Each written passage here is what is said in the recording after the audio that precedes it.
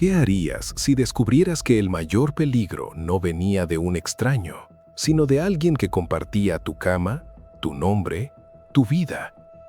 Imagina esto. Es víspera de Navidad en Río de Janeiro. Las calles brillan con luces festivas, pero en un descampado cerca de Nova Iguazú, humo negro se eleva desde un coche incendiado.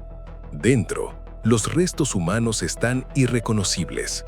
Solo un reloj de pulsera y un anillo con las iniciales K.A. permiten identificar al cadáver. Es Kyriakos Amiridis, embajador de Grecia en Brasil. Pero aquí viene la pregunta que nadie esperaba. ¿Por qué su propia esposa reportó su desaparición, mientras ya sabía exactamente dónde estaba su cuerpo? Kyriakos Amiridis no era un hombre cualquiera.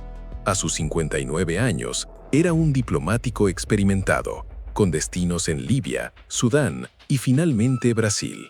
Su carrera brillaba con el lustre de la discreción y la lealtad al Estado. En 2016, vivía en Río con su esposa, Françoise, una ex oficial de policía francesa con quien llevaba casado más de 2 décadas, y su hija adolescente. Todo parecía estable, incluso idílico. Hasta que el 20 de diciembre, Françoise llamó a la policía. Su marido había desaparecido tras salir de su residencia oficial en Nova Iguazú. Dijo que lo último que vio fue su coche, un Chevrolet Onix blanco, alejándose por la noche. Pero algo no cuadraba. Las cámaras de seguridad no mostraban ese coche saliendo, y el embajador, conocido por su puntualidad casi obsesiva, no había cancelado reuniones diplomáticas programadas para los días siguientes. Peor aún, su pasaporte seguía en casa.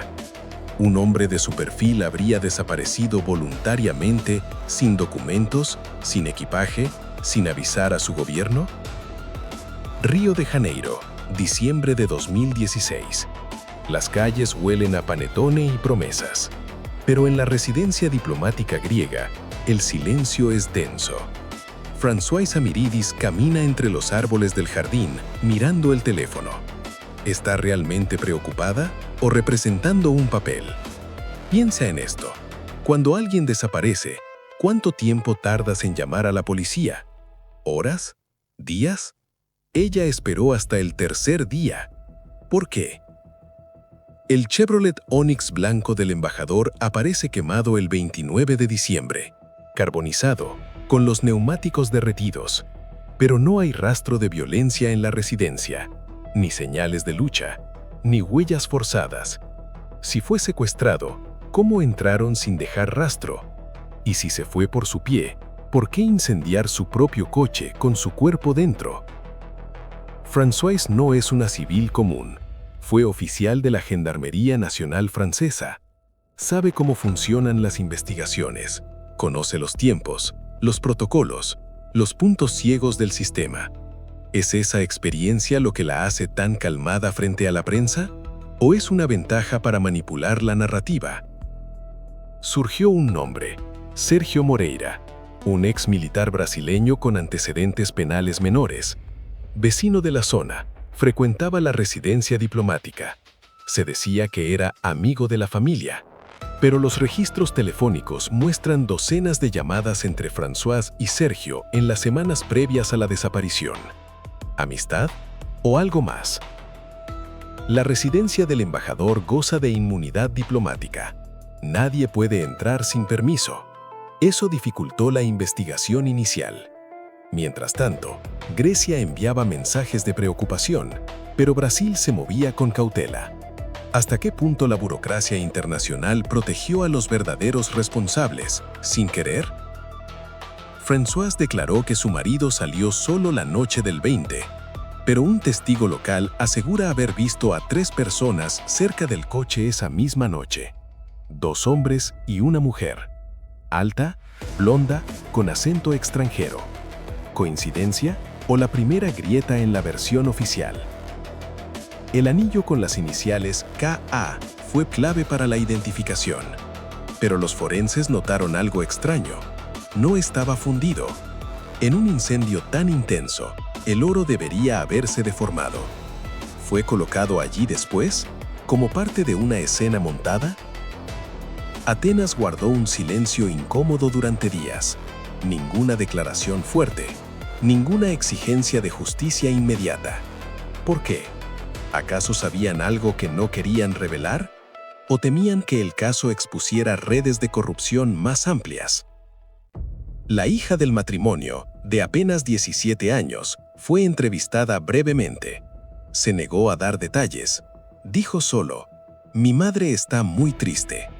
Pero los psicólogos forenses notaron su lenguaje corporal, evasivo, tenso. ¿Sabía más de lo que decía? ¿O simplemente era una adolescente atrapada en una pesadilla? Si el embajador fue asesinado, ¿quién se beneficiaba de su muerte? No tenía enemigos conocidos, no había disputas financieras, pero sí una esposa con acceso total a su vida y un amante potencial con motivos oscuros. ¿Podría el crimen perfecto haber sido cometido por quienes juraron amarlo? Este caso no es solo sobre un asesinato, es sobre la fachada, sobre cómo las instituciones diplomáticas, policiales, matrimoniales, pueden convertirse en escenarios donde la verdad se disfraza de normalidad. Françoise Samiridis no actuaba como una viuda desconsolada, actuaba como una estratega. Y en una sociedad que aún romantiza la figura del hombre poderoso, pocos cuestionaron a la mujer que lo acompañaba, hasta que fue demasiado tarde. Aquí es donde el caso deja de ser solo un crimen y se convierte en un espejo de la sociedad. ¿Cuántas veces ignoramos las señales porque confiamos en el título, no en la persona? El 30 de diciembre, apenas un día después del hallazgo del coche, la policía brasileña detiene a Françoise, no por sospecha directa, sino por mentir reiteradamente a las autoridades. En su celular, hallan mensajes íntimos con Sergio Moreira. Uno dice: «Pronto estaremos libres», fechado el 19 de diciembre, un día antes de que su marido desapareciera. A veces, el mayor peligro no viene de la oscuridad, sino de la luz que proyectamos sobre quienes amamos. Kyriakos Samiridis murió solo, quemado, traicionado por quienes compartían su mesa. Pero su historia no termina aquí, porque detrás de cada crimen real hay una pregunta que late más fuerte que los hechos. ¿Cuánto de lo que creemos saber es solo lo que otros quieren que veamos? ¿Qué es más inquietante? ¿Un asesinato a sangre fría o una viuda que organiza el funeral de su marido mientras ya ha planeado cómo gastar su herencia?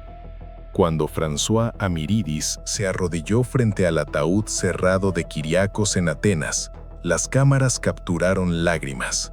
Pero en los registros telefónicos y mensajes recuperados por la policía brasileña ya circulaban planes detallados, no para honrarlo, sino para borrarlo. Porque en este caso, la verdad no salió de una escena del crimen, sino de un mensaje de texto enviado horas después de que su marido dejara de respirar. Tras la detención de Françoise el 30 de diciembre de 2016, la investigación tomó un giro definitivo. La Policía Civil de Río de Janeiro, con apoyo del Ministerio Público, descubrió que el embajador no había sido víctima de un secuestro, robo o ataque político. Todo apuntaba a un crimen íntimo, meticulosamente orquestado desde dentro del propio hogar diplomático. Los hechos, respaldados por pruebas forenses, testimonios y registros digitales, revelaron una relación clandestina entre Françoise y Sergio Moreira, un ex militar brasileño de 40 años con antecedentes por portación ilegal de armas. Más sorprendente aún, el asesinato no fue improvisado, fue planeado durante semanas, con reuniones secretas, ensayos de coartadas y un guión cuidadosamente ensayado para engañar a la prensa, a la comunidad diplomática e incluso a la propia hija del matrimonio.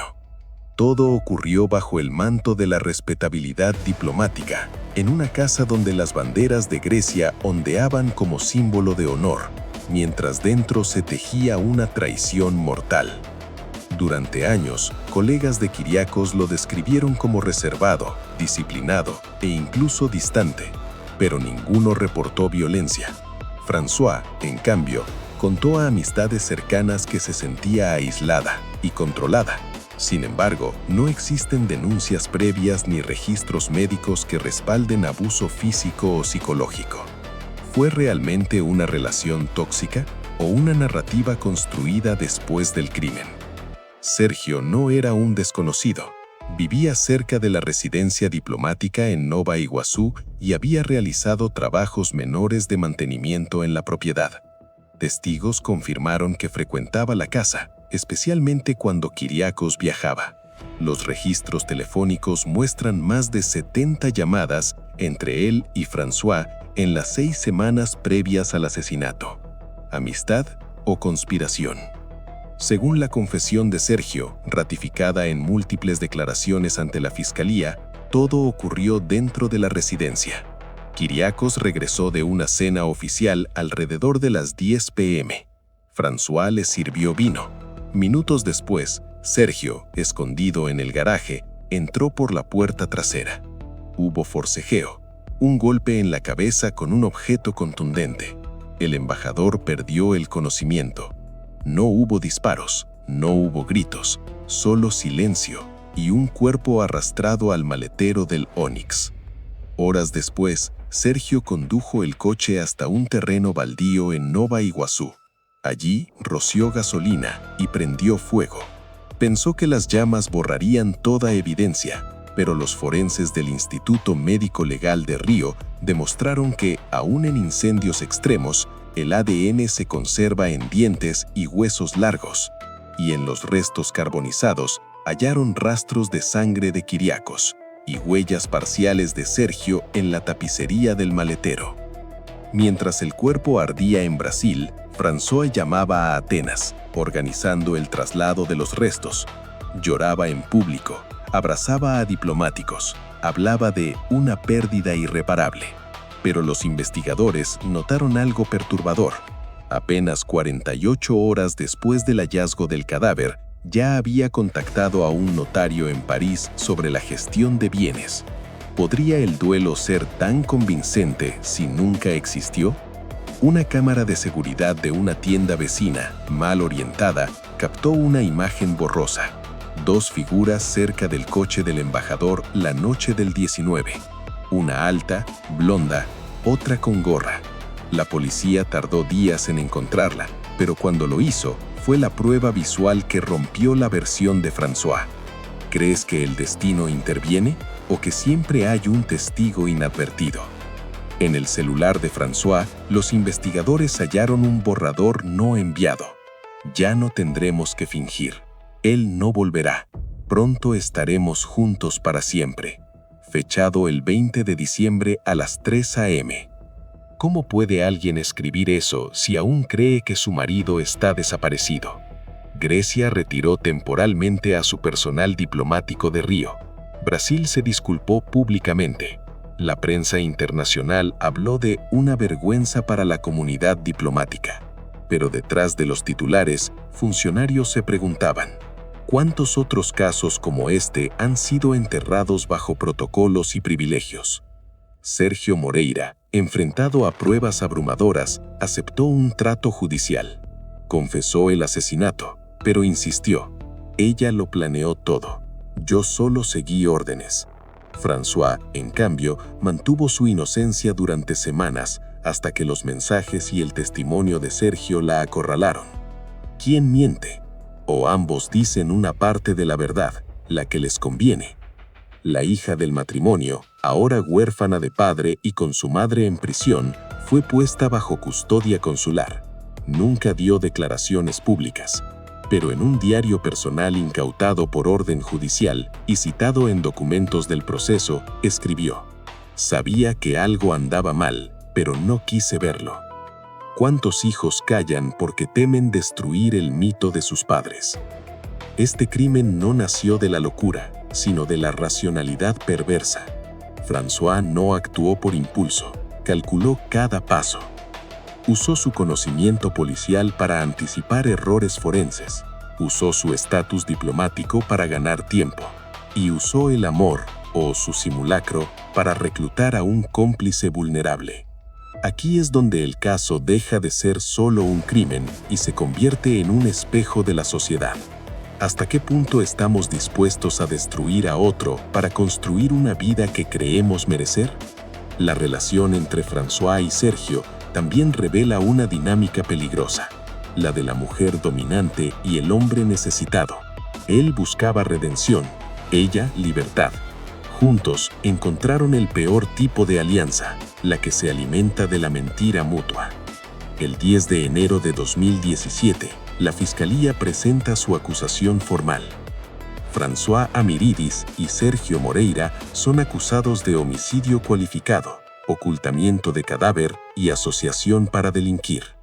Pero hay un tercer nombre en la investigación: Eduardo Almeida, un amigo de Sergio que ayudó a mover el coche. Ahora 3 personas están entre rejas, y una pregunta persiste: ¿hubo más cómplices o más motivos de los que conocemos? A veces, el crimen no comienza con un arma, sino con una promesa. La promesa de una vida mejor, de amor verdadero, de justicia personal.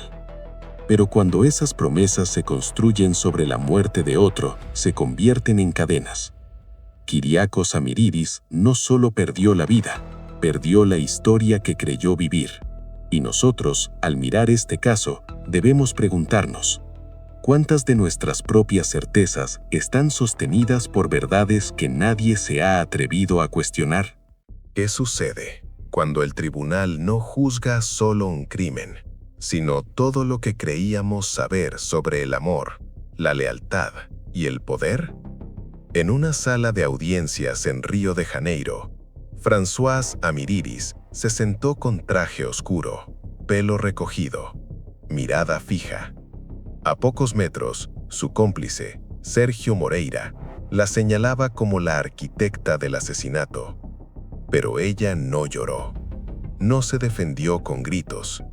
Solo dijo, con voz fría: «Él ya no era mi marido, era mi carcelero». Esa frase cambió todo, porque de repente, el caso dejó de ser un simple homicidio y se convirtió en un juicio sobre quién tiene derecho a liberarse, incluso si eso cuesta una vida. El juicio contra François Amiridis, Sergio Moreira y Eduardo Almeida comenzó en marzo de 2018, más de un año después del hallazgo del cuerpo. La Fiscalía presentó un expediente de más de 5.000 páginas, testigos, peritos, grabaciones, mensajes, mapas de telefonía celular. Todo apuntaba a una conspiración bien orquestada. Pero lo que nadie anticipó fue la defensa. No negarían los hechos, en cambio, intentarían justificarlos. François, a través de su abogado, alegó violencia psicológica prolongada, aislamiento forzado y control extremo por parte de su marido. Dijo que Kyriakos la había convertido en una prisionera emocional, que le prohibía ver a su familia en Francia, que revisaba sus correos, que la humillaba en privado. ¿Era verdad? ¿O era la última estrategia de una mujer entrenada para manipular sistemas? Una exsecretaria de la embajada griega en Sudán, donde vivieron años atrás, declaró que Kyriakos era exigente, pero nunca violento. Sin embargo, añadió, François parecía siempre tensa, como si caminara sobre vidrios. ¿Era miedo o preparación? En el sótano de la residencia diplomática, los investigadores hallaron cartas escritas por François a su hermana en Francia, nunca enviadas. Decían, no puedo respirar aquí. Él me observa como si fuera una sospechosa. ¿Prueba de sufrimiento o borradores de una narrativa futura? Psiquiatras forenses evaluaron a François. Diagnóstico: personalidad narcisista con tendencias maquiavélicas, capaz de empatía instrumental, es decir, usar la compasión como herramienta, pero no de arrepentimiento genuino. ¿Es posible planear un asesinato con esa frialdad y aún así creerse víctima? Durante el juicio, Sergio cambió su versión 3 veces. Primero dijo que Françoise la obligó, luego que fue idea de ambos, finalmente que actuó solo por celos. Los fiscales lo acusaron de colaborador arrepentido con memoria selectiva. ¿Cuánto de su testimonio es verdad y cuánto es supervivencia? Eduardo, el tercer acusado, apenas habló. Su abogado argumentó que solo ayudó a mover el coche por amistad, sin saber del asesinato, pero los registros muestran que estuvo presente la noche del crimen. ¿Fue cómplice o el último eslabón de una cadena que no entendía? La defensa intentó invocar la inmunidad diplomática de Françoise, alegando que los hechos ocurrieron en su residencia oficial, pero el juez rechazó el recurso. La inmunidad protege funciones oficiales, no crímenes comunes. ¿Fue un triunfo de la justicia o una advertencia a otros diplomáticos? Una grabación de seguridad de la noche del 19 de diciembre, restaurada digitalmente, mostró a Françoise ayudando a cargar el cuerpo inconsciente de Kyriakos al maletero. Ella llevaba guantes, movimientos precisos, sin titubeos. Cuando se proyectó en el tribunal, guardó silencio. Habrá pensado en ese instante que nadie lo vería jamás. La hija de la pareja, ahora bajo tutela consular, fue llamada a declarar. Se negó. El juez respetó su decisión, pero en una carta privada entregada al tribunal, escribió: «Mi madre me enseñó a mentir para proteger la imagen familiar. Ahora entiendo por qué». ¿Es esa la verdadera herencia de este crimen?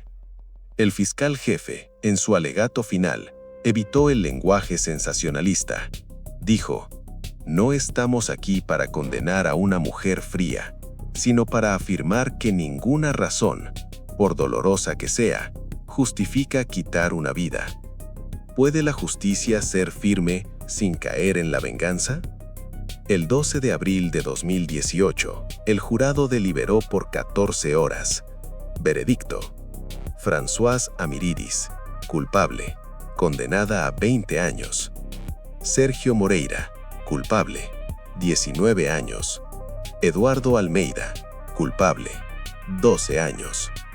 Pero en las calles, opiniones se dividieron. Para algunos, era justicia. Para otros, una mujer atrapada en un matrimonio tóxico que no tuvo salida legal. ¿Dónde termina la autodefensa y empieza el asesinato?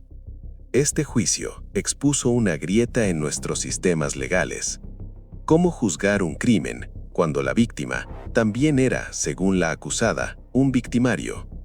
La defensa de Françoise no buscaba la absolución, sino la mitigación. Quería transformar el relato de asesina calculadora a mujer liberada. Y en una era en donde el discurso sobre la violencia de género ha ganado fuerza, esa estrategia resonó incluso entre los que condenaban el crimen. Pero el sistema respondió con claridad. El sufrimiento no otorga licencia para matar, y la ley, por imperfecta que sea, debe proteger la vida, incluso la de quien falló como esposo. Aquí es donde este caso deja de ser solo un crimen y se convierte en un espejo de la sociedad. ¿Estamos dispuestos a escuchar el dolor de las mujeres sin normalizar la violencia como respuesta? En el momento de la sentencia, Françoise no mostró emoción, solo ajustó su chaqueta y murmuró algo en francés. Más tarde, los intérpretes revelaron que dijo: «Al menos ahora soy libre». Pero mientras era escoltada a prisión, miró hacia la cámara de seguridad del tribunal y sonrió. La libertad tiene muchos rostros. Hay quien la encuentra en el perdón, otros en la verdad. Pero Françoise Amiridis la buscó en la muerte de otro. Y aunque ahora vive tras rejas, su historia sigue circulando, en tribunales, en salas de clases, en conversaciones íntimas, porque todos nos preguntamos en algún momento: ¿hasta dónde llegaría yo si sintiera que no tengo salida? ¿Qué pasa cuando el único testigo que vio todo decide no decir nada? Durante años, La hija de Kyriakos y Françoise Amiridis fue tratada como una víctima secundaria. Huérfana de padre, hija de una asesina, protegida por consulados, invisible para los medios. Nunca dio entrevistas, nunca emitió un comunicado. Su nombre jamás fue publicado, pero su silencio no fue vacío. Fue deliberado, protegido por jueces, respetado por fiscales, custodiado por diplomáticos. Porque en este caso, la verdad más dolorosa no estaba en los mensajes de texto, sino en los ojos de una adolescente que vio cómo su mundo se desmoronaba sin poder detenerlo. La hija de los Amiridis tenía 17 años en diciembre de 2016. Estudiaba en un colegio internacional en Río, hablaba 3 idiomas y soñaba con ser arquitecta. Según testimonios de profesores y amistades, era reservada, brillante, profundamente unida a su padre. Testigos describen a Kyriakos como un padre atento, que la llevaba a museos, le enviaba libros desde sus viajes y la llamaba cada noche, sin falta. Françoise, en cambio, era percibida como distante, estricta, incluso fría. En correos personales recuperados durante la investigación y citados en el expediente judicial, Kyriakos le escribió a su hermano: «Me preocupa cómo trata a nuestra hija. Hay días en que parece que no la ve, solo la vigila». Esa tensión familiar, silenciosa pero constante, formaba el telón de fondo del hogar diplomático. Y en medio de ese escenario, una joven observaba y callaba. Testimonios de empleados domésticos, recogidos en declaraciones ante la policía, revelan que la hija solía quedarse en su habitación cuando sus padres discutían. No eran gritos, sino silencios prolongados, miradas cortantes, puertas que se cerraban con demasiada calma. Ella anotaba poemas en cuadernos escolares. Uno decía: «El ruido más fuerte es el que no se hace». ¿Era arte o un grito silencioso? Según su declaración inicial, tomada bajo protección psicológica y legal, la noche del 19 de diciembre estaba estudiando en su habitación. Escuchó ruidos en la planta baja, pero pensó que su padre había regresado tarde como otras veces. No bajó, no preguntó. Al día siguiente, su madre le dijo que Kyriakos había salido temprano. ¿Fue ingenuidad o una forma de autoprotección emocional? Días antes del crimen, Kyriakos le dio a su hija un diario de cuero con una pluma estilográfica. En la primera página, escribió: «Para cuando quieras hablar y nadie te escuche». Tras su muerte, ella lo guardó, nunca lo usó. Según su terapeuta, citado en informes judiciales, el diario simbolizaba la voz que perdió el día que su padre desapareció. Los investigadores revisaron minuciosamente las comunicaciones de la hija. No hubo llamadas sospechosas, ni mensajes con Sergio Moreira, ni contactos inusuales. Su celular fue analizado 3 veces. Todo coincidió con su versión. Esto refuerza la conclusión oficial. Ella no participó en el crimen, ni tuvo conocimiento previo. Su dolor era real y solitario. Tras el crimen, fue asignada a una psicóloga forense especializada en trauma infantil. Las sesiones, confidenciales por orden judicial, duraron más de 2 años. En una evaluación citada en el proceso, la profesional escribió: «Muestra signos de duelo complejo, agravado por la traición de la figura materna. Confía en muy pocos, habla poco, pero observa todo. ¿Es posible sanar cuando tu madre es la asesina de tu padre?». En 2018, tras el juicio, fue trasladada a Francia bajo custodia consular. Vivió con una tía materna, lejos de los medios. En 2019, el gobierno griego le otorgó una beca para estudiar en Suiza. Allí, según fuentes diplomáticas confirmadas por Reuters, cambió su nombre legalmente. No por miedo, sino por necesidad de reiniciar su identidad. ¿Cuánto de uno mismo se pierde cuando tu apellido está asociado al crimen? En 2020, envió una carta privada al juez que presidió el juicio. No era una declaración ni una petición, Solo escribió: «Gracias por protegerme. Por favor, sigan protegiendo su memoria». Se refería a su padre. Esa carta, incluida en los archivos sellados del tribunal, es la única vez que ha roto su silencio de forma documentada. ¿Habrá más palabras? ¿O esa fue su despedida al caso? Durante el juicio, la defensa de Françoise insinuó que la hija sabía más de lo que decía, pero la fiscalía rechazó esa línea. Los peritos concluyeron que no había indicios de complicidad. Más aún, su lenguaje corporal en las sesiones forenses mostraba coherencia emocional. No mentía, solo sufría. ¿Por qué entonces algunos insisten en convertirla en parte del misterio cuando ya cargaba con suficiente dolor? En una era donde las víctimas son presionadas a contar su historia para validar su dolor, su decisión de permanecer en silencio es radical. No busca fama, justicia simbólica, ni venganza mediática. Solo paz. Y en ese silencio hay una lección poderosa. No todas las verdades necesitan ser dichas en voz alta para existir. Si algún día decide hablar, ¿lo hará para honrar a su padre? ¿Para entender a su madre? ¿O simplemente para recuperar su propia voz? Hasta entonces, su ausencia en los relatos públicos es la prueba más elocuente de que algunas heridas nunca deben ser explotadas. Este episodio revela una dimensión casi olvidada del caso. El trauma no siempre grita, a veces se esconde y espera.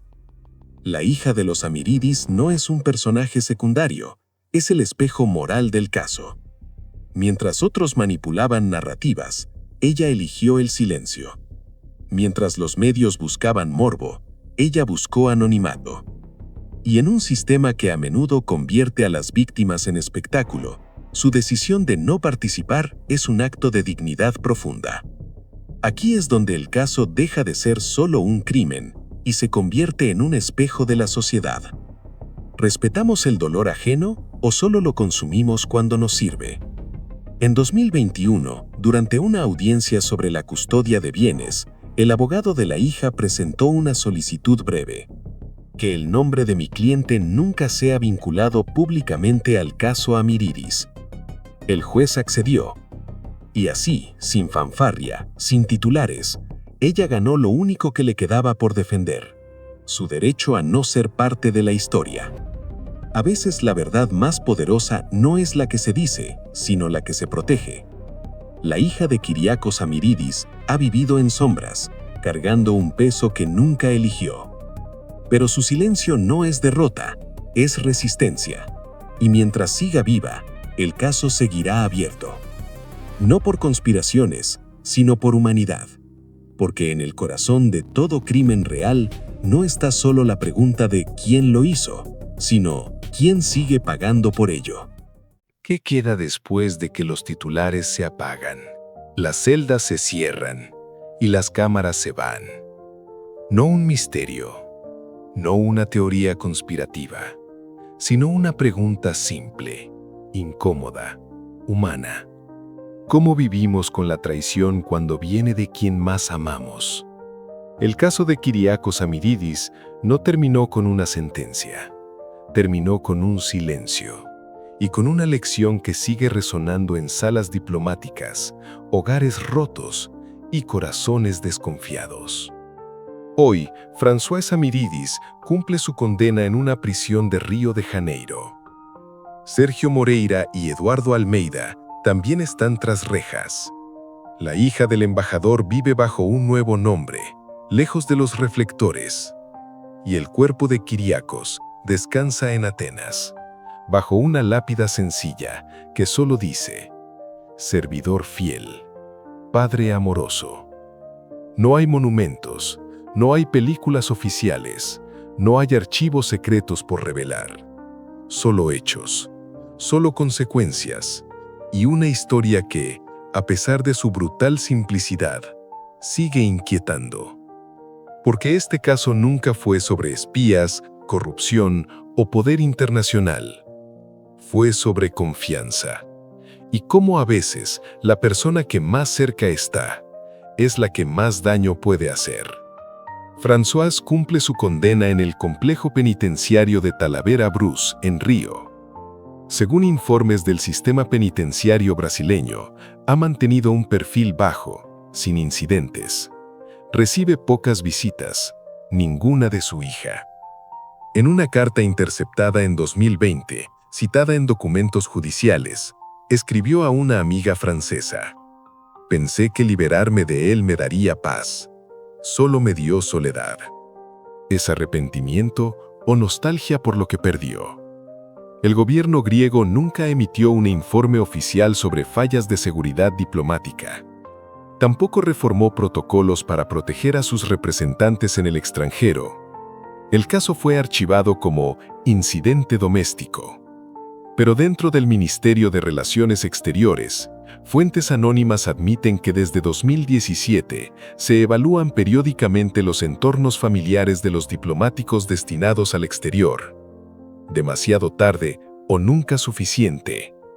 Aunque el crimen ocurrió en 2016, sigue siendo citado en seminarios de seguridad diplomática en Europa y América Latina, pero rara vez se habla del factor humano. La soledad de los cónyuges en destinos remotos, la presión de mantener una imagen perfecta, el aislamiento emocional. El sistema sigue priorizando la imagen sobre la salud mental. ¿Seguiremos esperando tragedias para actuar? La residencia diplomática en Nova Iguazú fue vendida en 2019. Hoy es una clínica privada. Nadie recuerda que allí, en una noche de diciembre, un hombre fue asesinado por quienes juraban amarlo. El lugar donde ocurrió el crimen ya no existe, pero la pregunta sí: ¿cuántos otros hogares parecen seguros mientras ocultan tormentas internas? Los psicólogos forenses que evaluaron a François coinciden. No era una mujer maltratada, sino una persona con necesidad de control y una visión instrumental de las relaciones. Su formación policial no la hizo víctima del sistema, la hizo capaz de manipularlo. Aquí no hay justificación, solo análisis, porque entender no es perdonar, es prevenir. El caso expuso una paradoja. La inmunidad diplomática, diseñada para proteger la soberanía de los estados, casi impide investigar crímenes dentro de las propias residencias. Fue la insistencia de la policía brasileña y la cooperación del gobierno griego lo que permitió romper ese blindaje. Hoy, algunos países exigen revisiones de seguridad incluso en propiedades diplomáticas, pero no todos. ¿Hasta cuándo protegeremos las instituciones antes que a las personas? En prisión, Sergio ha dado pocas entrevistas. En una carta a un periodista en 2022, escribió: «Creí que la amaba, pero solo amaba la idea de ser salvado». Su testimonio, aunque sesgado, revela una verdad universal. Muchas veces los cómplices no son monstruos, son personas vulnerables que creen en promesas falsas. En 2020, la Universidad de Atenas estableció una beca anual en su nombre para estudiantes de relaciones internacionales, con enfoque en ética diplomática. Es modesta, poco conocida, pero simbólica, porque su verdadero legado no es su muerte, sino su vida de servicio, integridad y humanidad, en un mundo que a menudo olvida ambas. Según fuentes diplomáticas confirmadas por la agencia France Press en 2024, la hija de Kyriakos vive en Europa, trabaja en diseño urbano y evita cualquier contacto con los medios. Nunca ha buscado justicia simbólica, solo paz. Y en eso, tal vez, resida su mayor victoria. No permitir que el crimen defina su vida. Porque aunque los asesinos estén tras rejas, aunque los gobiernos pasen página, aunque el mundo olvide, alguien en algún lugar seguirá preguntando: ¿confío porque debo o porque quiero? Este caso ya no pertenece solo a Brasil o Grecia. Pertenece a todos nosotros. Porque en una era donde curamos nuestras vidas en redes sociales, donde proyectamos perfección mientras sufrimos en silencio, el crimen de Kyriakos Amiridis es un recordatorio brutal. Nadie está a salvo si confiamos más en la imagen que en la realidad. Aquí es donde el caso deja de ser solo un crimen y se convierte en un espejo de la sociedad. ¿Estamos dispuestos a ver a quienes amamos tal como son, o solo como queremos que sean? El 29 de diciembre de 2023, en el 7º aniversario del hallazgo del cuerpo, una sola rosa blanca apareció en la tumba de Kiriakos en Atenas. No había tarjeta, no había testigos, pero los cuidadores del cementerio dijeron que fue dejada por una mujer joven, de espaldas, que se fue sin mirar atrás. Nadie la identificó, pero muchos creen saber quién era. Tal vez el verdadero misterio no sea quién mató al embajador, sino por qué seguimos creyendo que el amor garantiza lealtad. Kiriakos Amiridis no murió por un error de seguridad. Murió por un exceso de fe.